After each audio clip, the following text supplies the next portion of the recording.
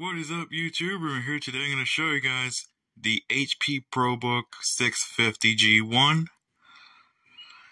You can probably tell it's right here. Now, I got this thing at a yard sale for 20 bucks back in August 2022. In fact, August 27th. Now, for those of you who have watched day 3 of Get Ready Fortnite back in October, which I uploaded in December, you might be familiar with this thing because I actually did show you guys the ports during that movie event. If you want to see that movie event from October 2022, I'll have a link in the video description. This thing has served me well, though I haven't used much of it, but it did serve me well. I also still use the Acer and the HP Stream. So, without further ado, let's get it started. So, on the front we have, and yes, that sticker is still there. I haven't removed it. Well, on the front you have the Wi-Fi, power, battery, and hard drive indicators. Nothing else. On the left side, if the camera will focus, there we go. We have a headphone jack, 2 USB 3.0 ports, display port, VGA, and then a vent, and then you also have a Kensington lock. On the back, we have a modem. This is where your battery goes, and the Hewlett Packard designation. If the camera focus, probably not. Yeah, probably not. And then you have a serial. So there you go. And then on the right you have the charging port. This is the DCN jack, by the way. You also have Ethernet, and then you got an additional 3 USB 3.0 ports, one of them being a powered USB port, as you see by the lightning bolt, and then your optical drive and the smart card reader. And the camera will not focus much. And then on the top we have the HP logo right here. So there you go. And on the bottom you have the Windows 8 Pro sticker. This one's running Windows 10, by the way. This one has the battery. You also have the docking port, the 2 latches to unlock this whole piece right here. That gets you access to the RAM, hard drive, CPU, and the Wi-Fi card. And then, of course, the other usual stuff here. Then under the battery is where you find that full model. So there you go. And now getting to the inside, you have a webcam and dual microphones, and a webcam light as well.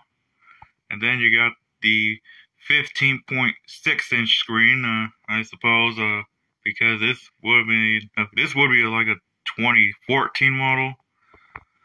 I think either 2013 or 2014, if I'm not mistaken. And then right here's your power button. And right here you have the Wi-Fi switch, which is actually a button, and the mute button, which is also where you can unmute audio. And then right here is your keyboard. And then you have the Intel Core i3 sticker. And then the touchpad. Get rid of that. The touchpad and clicky buttons. So, now let's get to the specs. So, got the wallet. You ain't getting my money. So, for the specs, it has a 2.4 GHz Intel Core i3 4000M. Now, this is a 4th gen Intel chip. I think it's a Sandy Bridge. No, actually, this is a 2nd gen. So Sandy Bridge is not going to work. I think it's a Haswell processor, if I'm not mistaken. Not Sandy Bridge, of course. This one has 4 gigs of DDR3 RAM, running at, I think it's 1600 megahertz. And it has a 500 gigabyte hard drive. This is, I think, a Hitachi drive, and it's running Windows 10 Pro 64-bit, running version 1909, or as I call it, the November 2019 update. I think October 2019 update, if I'm not mistaken. So I'm gonna go ahead and pause the video, so I'll be back. Alright, let's go ahead and power it up. I already got the power adapter plugged in, so without further ado, let's turn it on. I'm not gonna bother doing a smoke test, so go ahead and go to the BIOS. Actually, you can go to system information here. As you can see, it's a ProBook 650G1. Here's your RAM. It's 4 gigabytes. This is from 2014, so that would have been accurate. As you can see right here, Intel Core i3 4000M. And I think it has, I'm not sure how much L2 cache it has. We'll find out in CPU-Z. I haven't installed it, but I have a drive that has that. So let's go ahead and go to the Windows. So let's go ahead and start Windows. So we can go ahead and actually hit Enter. And then we have Windows 10. And then we can go to the software side of things. Just gonna go to the specs first, then the graphics, because you never know how much video RAM it has on this thing. So we're gonna let it boot up, and then after that, I'm gonna go ahead and bring up system properties. Now, it almost meets the system requirements. It has Secure Boot, which is not enabled for whatever reason, so it's running in legacy mode. However, the processor is way outdated for it to run Windows 11, and not only that, it only has TPM 1.2, which Windows 11 cannot run, so we have to stick with Windows 10, so there you go. As you can see, we're in the Windows 10 desktop right here. So let's go ahead and we're going to go to System Properties.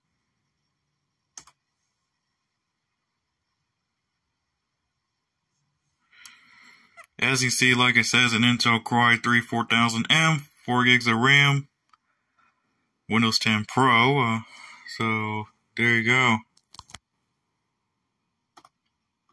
And now let's go to the graphics, which we can go by heading into Display Settings, Advanced Display Settings, Display Adapter Properties. As you can see, it has 128 megabytes of dedicated video RAM, with shared system memory about 2 gigabytes, that's 2004 megabytes, making a total of 2132 megabytes. And the graphics is the Intel HD Graphics 4600, which is built into the CPU. So there you go. Now let's get to the programs by going into Control Panel and going into Programs and Features. And then, as you can see, we have Adobe Reader DC, Google Chrome, Microsoft Edge 104 at the time of recording. I'm going to have to update that. Then we have Office Enterprise 2007. We have Firefox 72.0.2, which I should have updated that. Then we have OpenOffice 4.1.3. And then some other stuff, Windows PC Health Check to check for any Windows 11 compatibility, and I still need to remove that. That YouTube download thing, I need to remove that still. So, I'll do that later, so there you go. So now let's go ahead and run some programs. So let's go ahead and run Microsoft Word. I'm going to type in everyone's favorite, hello. So I'm going to go ahead and highlight it and then bold it, italicize it, underline it, strike through right here. I'm going to make the size 72.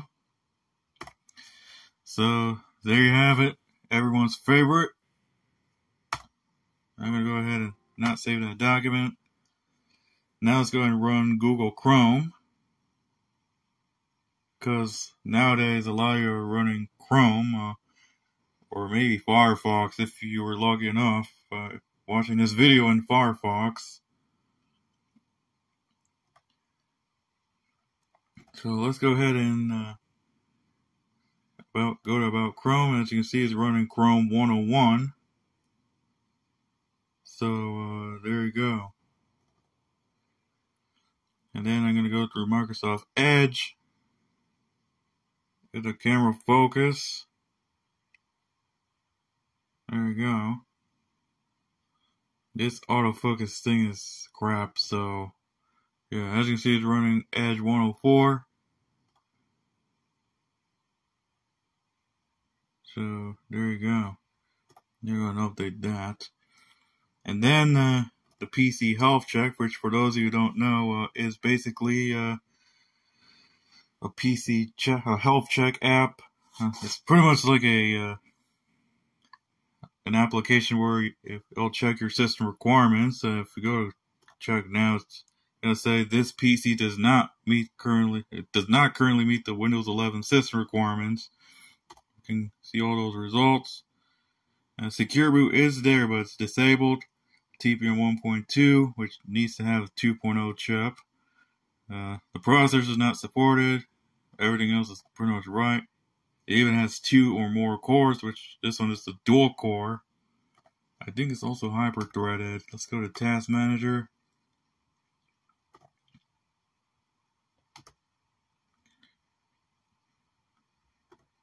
Yes, 2 cores and 4 threads. So this is hyper-threading. So there you go. And let's run Adobe Reader DC. There you go. I'm gonna have to clear out history.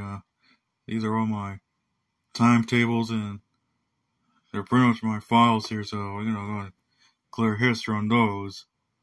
But we have Adobe Reader DC. Go ahead and show you guys Firefox.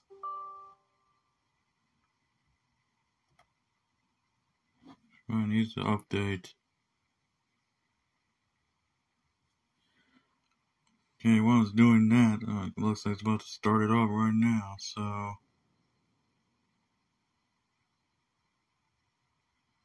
Yep. I haven't opened it for a reason. So right here is Firefox. Oh, now it's updated to 79. Okay, so I guess I haven't updated the thing for a while. So it's running Firefox 79. And now I'm going to go through iTunes because there is iTunes installed.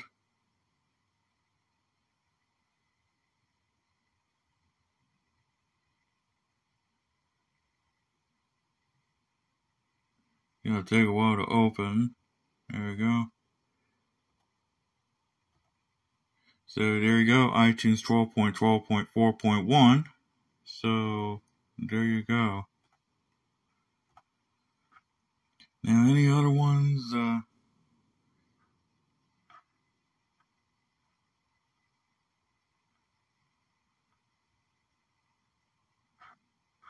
I guess not. So I guess I can go ahead and open up OpenOffice Writer. So let's open that up.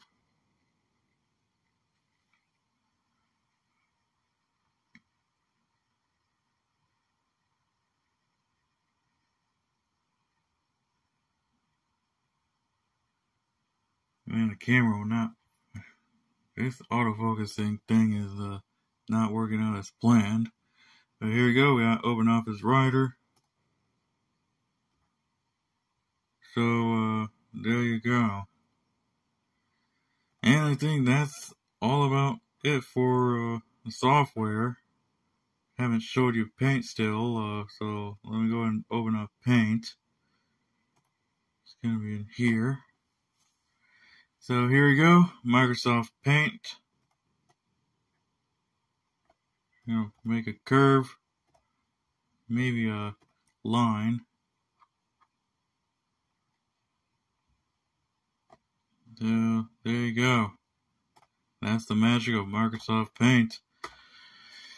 So that was pretty much it. So let's go ahead and see if I have any more programs that I want to show you before I wrap it up.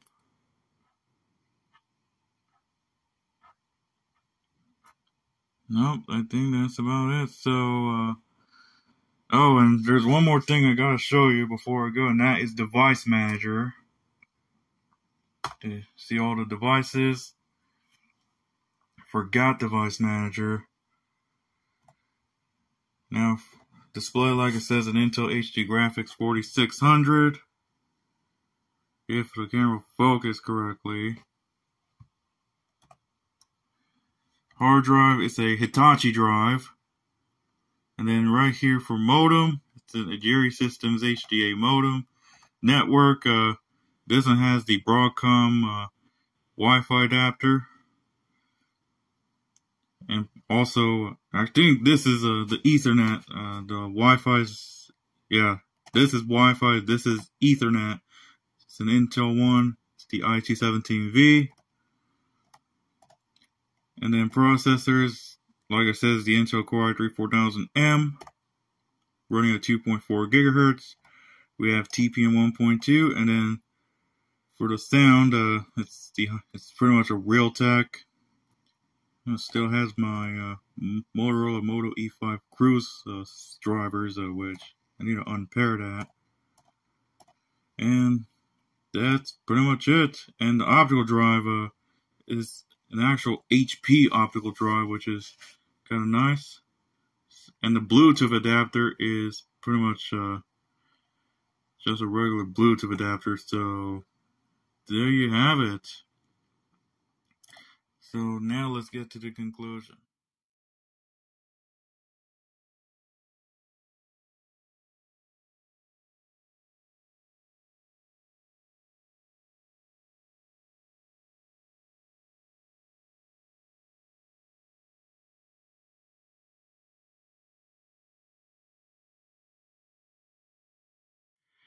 So in conclusion, is it worth it? Well, if you make any upgrades to this thing, to an SSD and possibly 8 gigs of RAM, and running Windows 10, I think it should be worth it. So I could say yes. Now, like I said, this is from 2014, so I wouldn't really expect much to be seen anymore, but it's great to have it in my collection. In fact, I pretty much use it to make my own versions of all these timetables, which you probably saw in Adobe Reader. And another thing too is that with those amenities like Secure Boot and TPM, you can pretty much prevent malicious software from being loaded onto this thing. So that's one of the best things about this system. It has Secure Boot, and not only that, if Secure Boot is disabled, you can do Windows 7 downgrade rights on this thing, which I probably wouldn't go for that anymore, because you probably may have heard back in February that Chrome, Edge, and Opera are no longer supporting Windows 7, 8.1, Server 2008 R2, and also Windows Server 2012 and 2012 R2, meaning that you need to have Windows 10 or Windows Server 2016 to continue getting the latest versions of Chrome or Edge or Opera or whatever Chromium-based browser you have. Firefox is still going to be supported until August 2023, as I have confirmed it through their official website. So, this thing is pretty much still up to date as of now. It will end support in 2025. So I guess you could say you can still use this thing in 2023. Just if you make any upgrades like adding an SSD as your boot drive and maybe upgrading the RAM to at least 8 gigabytes, since it has DDR3, then I would definitely say yes to using this thing. Though I think it might get bottlenecked by the CPU, since it is an i3 and it's only 2 cores and 4 threads. And because it's hyper-threading, I think it should be worth mentioning, so there you have it. I haven't tested a webcam, so I might show you guys a webcam real quick.